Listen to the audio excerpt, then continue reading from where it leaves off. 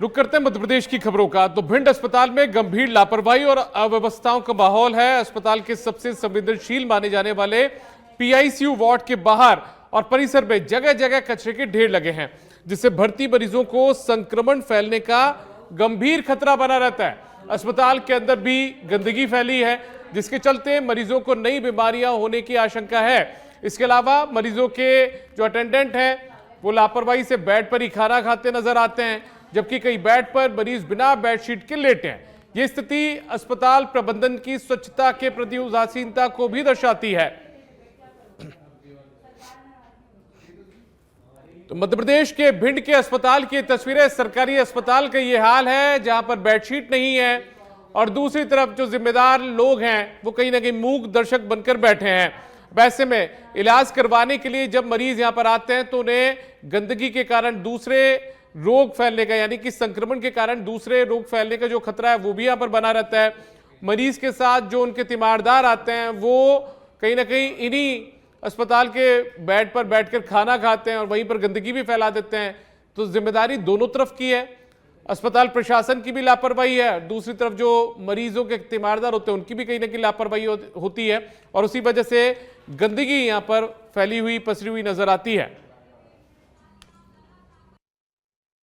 नहीं, ये जो है इस तरीके का वीडियो हमारे संज्ञान में आया। उसके बाद हमने वहाँ जो कार्यरत स्टाफ है उनसे इसकी जानकारी ली, तो उसमें ऐसा पाया गया कि जो है वो महिलाएं जो है उसी बेड पे खाना खा रही थी। तो उसके लिए उनको बोला गया कि आपने ऐसा क्यों, तो उन्होंने कहा कि सर हमने तो बोला था लेकिन ये लोग मानते नहीं हैं। और हमने कहा ऐसा नहीं, तो आपको मानते नहीं तो आपको गार्ड बुलाना था, पुलिस वालों को बुलाना था, ठीक है। तो वो बोले कि सर ये लोग धमकाते हैं और हमें परेशान करते हैं, इसलिए हमने नहीं बुलाया। तो हमने मना नहीं किया, तो हमने उनको कारण बताओ नोटिस जारी किए हैं कि आप बताइए आपके प्रति क्यों आप ऐसा कार्य नहीं किया, आपने गार्ड को क्यों नहीं बुलाया। प्रथम दृष्टया इसमें किसकी लापरवाही सामने आ रही है? प्रथम दृष्टया तो इसमें जो है पब्लिक है जिसकी अवेयरनेस नहीं है। एमपी के छिंदवाड़ा के रिधोरा गांव में 1.5 साल के मासूम प्रतीक पवार ने 1 माह 7 दिन तक किडनी फेलियर से जूझने के बाद मौत को मात दे दी है। जहां छिंदवाड़ा जिले में अब तक 25 मासूम बच्चे किडनी फेलियर से जान गंवा चुके हैं, वहीं प्रतीक का स्वस्थ होकर घर लौटना परिवार के लिए किसी चमत्कार से कम नहीं है। प्रतीक की मां दीपिका पवार ने कहा कि भगवान ने हमारे बेटे को वापस दे दिया। दादा ने बताया कि इलाज में 10 लाख रुपए से ज्यादा खर्च हुए, जिसके लिए उन्हें 5 से 6 लाख रुपए का कर्ज लेना पड़ा। हालांकि इसी गांव का एक अन्य बच्चा वेदांश पवार दुर्भाग्यवश जिंदगी की जो जंग है वो हार गया। तो एमपी के छिंदवाड़ा में एक गांव है, उसी गांव के अंदर एक माह और 7 दिन का जो बच्चा है प्रतीक, वो स्वस्थ होकर घर लौटा है और किडनी जो थी वो इसकी दोनों खराब हो चुकी थी, लेकिन कहीं ना कहीं ये इलाज के बाद में मौत को मात देकर यहां पर वापस आया है।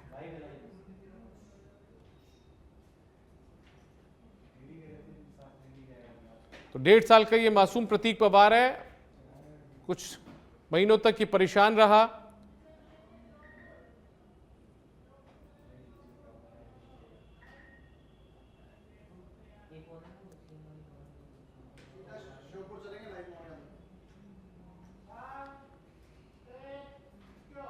सीधा आपको मध्य प्रदेश के श्योपुर ले चलते हैं। डॉक्टर मोहन यादव मुख्यमंत्री वहां के दौरे पर हैं।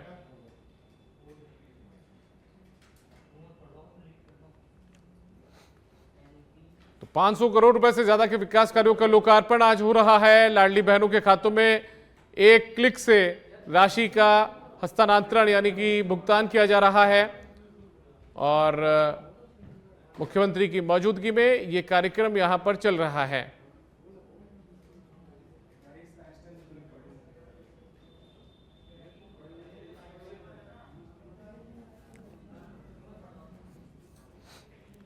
तो मुख्यमंत्री डॉक्टर मोहन यादव श्योपुर के दौरे पर है। 500 करोड़ रुपए से ज्यादा के विकास कार्यों का लोकार्पण और शिलान्यास यहां पर हो रहा है। लाडली बहनों के खातों में सिंगल क्लिक से राशि का ट्रांसफर भी आज किया जा रहा है। तो श्योपुर में आज खुद मुख्यमंत्री सूबे के मुखिया मोहन यादव पहुंचे हुए हैं और कार्यक्रम में हिस्सा ले रहे हैं। तकरीबन 500 करोड़ रुपए से ज्यादा के विकास कार्यों का लोकार्पण और शिलान्यास दोनों यहां पर किया जा रहा है। और जब मुख्यमंत्री यहां पर पहुंचे हैं तो उनका स्वागत श्योपुर पहुंचने पर श्योपुर की धरा पर किया जा रहा है। साफा पहनाकर उनका स्वागत यहां पर किया गया।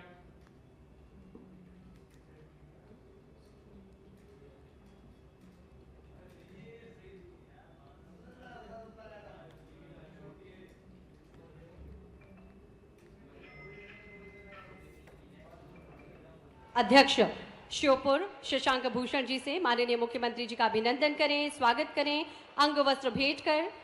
इसी क्रम में आग्रह आपसे ही माननीय विधानसभा अध्यक्ष श्री नरेंद्र सिंह तोमर जी का भी अंग वस्त्र भेंट कर अभिनंदन एवं स्वागत करें। बड़ी माला से स्वागत के लिए हमारा आग्रह संयुक्त रूप से आप सभी से, जिला पंचायत अध्यक्ष, पूर्व विधायक, उपाध्यक्ष राज्य सहरिया, अध्यक्ष राज्य सहरिया विकास प्राधिकरण, आप सभी संयुक्त रूप से आकर माननीय मुख्यमंत्री जी का अभिनंदन एवं स्वागत करें। और अब स्मृति चिन्ह भेंट करने के लिए हम आग्रह करते हैं, स्मृति चिन्ह भेंट करने के लिए हम आग्रह करते हैं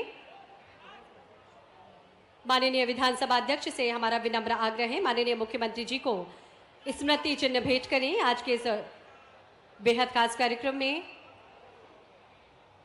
स्मृति चिन्ह भेंट किया जा रहा है। बैलगाड़ी, स्थानीय कलाकार अपनी काष्ठ कला का प्रदर्शन करते हुए एक बैलगाड़ी की कलाकृति का निर्माण किया है। माननीय विधानसभा अध्यक्ष श्री नरेंद्र सिंह तोमर जी माननीय मुख्यमंत्री जी को स्मृति चिन्ह भेंट कर रखे हैं। आज के इस बेहद खास अवसर पर ये कलाकृति भेंट की जा रही है। तालियां लगातार बजती रहे आदरणीय देवियों सज्जनों। सम्मान और आदर के भाव जो आप सभी के मन में हैं उसे अपनी तालियों के द्वारा संप्रेषित करें। और माननीय विधानसभा अध्यक्ष जी के स्वागत के लिए हम आग्रह करेंगे प्रभारी मंत्री जी से कि आज के इस अवसर पर माननीय विधानसभा अध्यक्ष श्री नरेंद्र सिंह तोमर जी को स्मृति चिन्ह भेंट करें। तालियां लगातार बजती रहें क्योंकि आज का दिन बेहद खास और ऐतिहासिक है हम सभी के लिए। पूर्व वन मंत्री रामनिवास रावत जी से भी आग्रह कि माननीय मुख्यमंत्री जी एवं विधानसभा अध्यक्ष के लिए स्मृति चिन्ह के रूप में राम मंदिर की कृति भेंट करें। तालियां लगातार बजती रहें।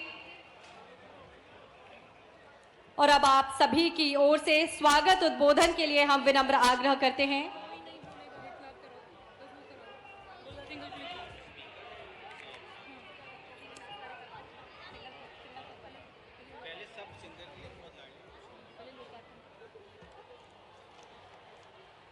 हार्दिक धन्यवाद आप सभी का, हार्दिक धन्यवाद माननीय मुख्यमंत्री जी। स्वागत के भाव निश्चित ही हम सभी के मन में हैं और स्वागत के इन भावों को आप सभी अपनी करतल ध्वनि के माध्यम से व्यक्त करें। आदरणीय देवियों सज्जनों, माननीय मुख्यमंत्री जी को समय का अभाव है और अन्य कार्यक्रमों में भी माननीय मुख्यमंत्री जी को सम्मिलित होना है। आग्रह आप सभी से करतल ध्वनि के माध्यम से अभिनंदन एवं स्वागत करें। और स्वागत के इस क्रम को हम यही विराम देकर आगे की ओर हम अग्रसर होंगे।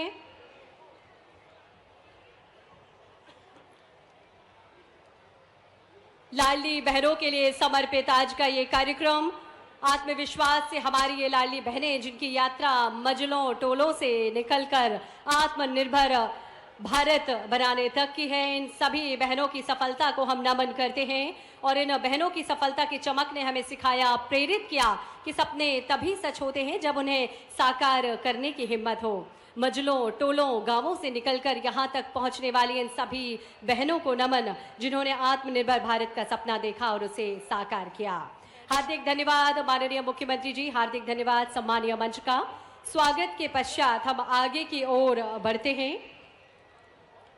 आज का ये ऐतिहासिक अवसर, ये पावन क्षण हमारे प्रदेश की प्रगति यात्रा का एक स्वर्णिम अध्याय बनने जा रहा है, जहां एक ओर नए सपने की नींव रखी जाएगी, वहीं दूसरी ओर पूर्ण हुए कार्यों का लोकार्पण प्रदेश की जनता को समर्पित होगा। हम सादर आग्रह करते हैं मध्य प्रदेश के माननीय मुख्यमंत्री, लोकप्रिय मुख्यमंत्री, यशस्वी मुख्यमंत्री डॉक्टर मोहन यादव जी से सिंगल क्लिक के माध्यम से 98 करोड़ से अधिक की लागत के 14 विकास कार्यों का लोकार्पण एवं 433 करोड़ से अधिक की लागत से 25 विकास कार्यों का शिलान्यास एवं भूमि पूजन कर हमारे प्रदेश की प्रगति के नए अध्याय का शुभारंभ करें। आग्रह माननीय मुख्यमंत्री जी से प्रदेश की प्रगति के नए अध्याय का शुभारंभ करें। 98 करोड़ से अधिक की लागत के 14 विकास कार्यों का लोकार्पण एवं 433 करोड़ से अधिक की लागत के 25 विकास कार्यों का शिलान्यास एवं भूमि पूजन सिंगल क्लिक के माध्यम से किया जा रहा है।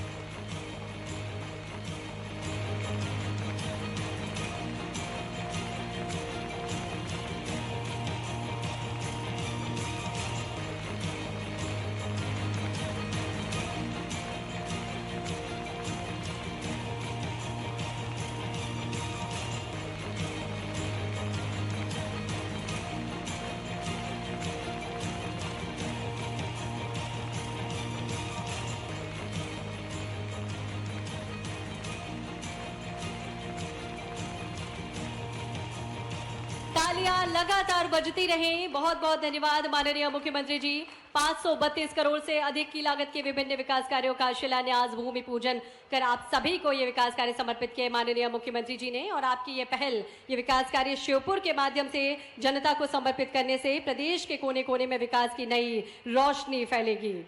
लाडली बहना योजना, ये जो सिर्फ योजना नहीं, ये एक नारी के सम्मान का संकल्प है। ये आर्थिक सशक्तिकरण की नई परिभाषा है। माननीय मुख्यमंत्री जी, आपके नेतृत्व में लाडली बहनें जीवन में हर माह नई आशा का सूरज उगता है और आशा के सूरज से प्रदेश की सभी लाडली बहनों का जीवन प्रकाशमय होता है। आग्रह आप सभी की ओर से माननीय मुख्यमंत्री जी से, प्रदेश की 1 करोड़ 26 लाख लाडली बहनों के खाते में 29वीं किश्त की राशि 1541 करोड़ की राशि सिंगल क्लिक के माध्यम से अंतरित करने का कष्ट करें। तालियां लगातार बजती रहें।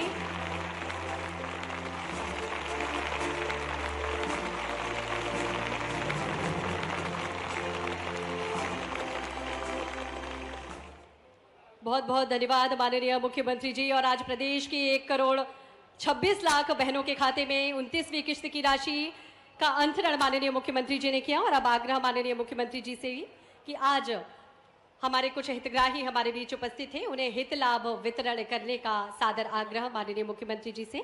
इस क्रम में आजीविका मिशन के अंतर्गत भावना पटेलिया 1696 समूहों से 4 व्यक्तियों को चुना गया है, जिसमें भावना पटेलिया सादर आमंत्रित हैं। माननीय मुख्यमंत्री जी इन्हें राशि प्रदान कर रखे गए।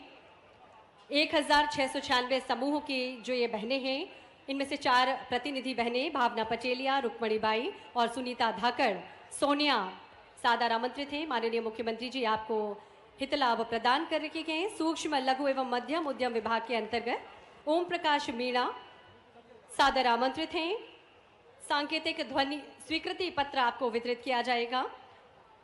एमएसएमई के अंतर्गत, एमएसएमई प्रोत्साहन योजना के अंतर्गत ओम प्रकाश मीणा जी सांकेतिक स्वीकृति पत्र ग्रहण कर रहे हैं। इसी क्रम में पशुपालन एवं डेयरी विभाग के अंतर्गत श्री गुरु सेवक सिंह, आप सादर आमंत्रित हैं। 8 लाख रुपए की राशि प्रदान की जा रही है। उद्यान विभाग के अंतर्गत श्री राम भरत मीणा, आप सादर आमंत्रित हैं। 10 लाख रुपए का चेक।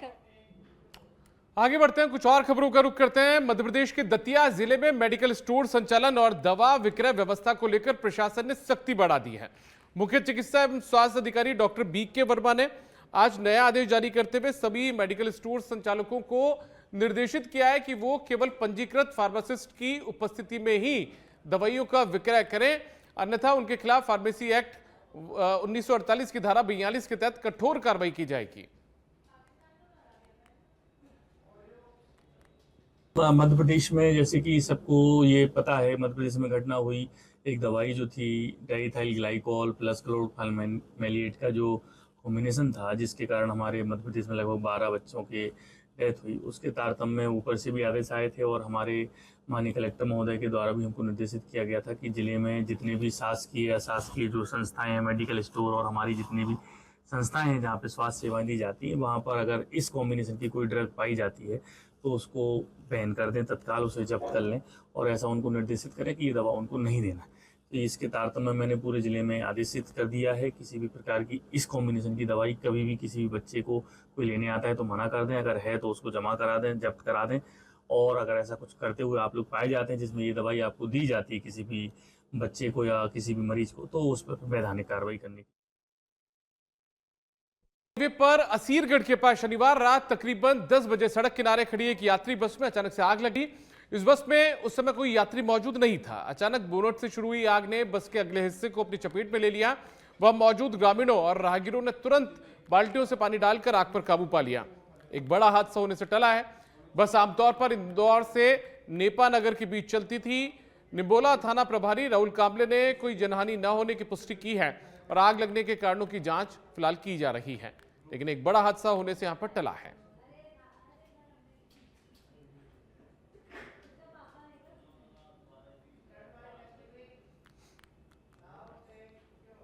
किन्नर समाज की वर्षों पुरानी परंपरा को निभाते हुए शनिवार को बुरहानपुर शहर के आलमगंज से आबिद अली बन्ने शाह के वार्षिक उर्स पर संदल निकाला गया। इस आयोजन में आसपास के शहरों के किन्नरों समेत बड़ी संख्या में लोग शामिल हुए। नरगिस बाई ने बताया कि हर साल आलमगंज दरगाह से ये संदल निकलता है। संदल में शामिल किन्नर ढोल ताशे की थाप पर पारंपरिक वेशभूषा में झूमते और नाचते हुए शहर के प्रमुख मार्गों से गुजरे। संदल देखने के लिए सड़कों पर सैकड़ों लोगों की भीड़ जुटी। संदल का समापन लाला ट्रांसपोर्ट नगर के पास कब्रिस्तान में हुआ है।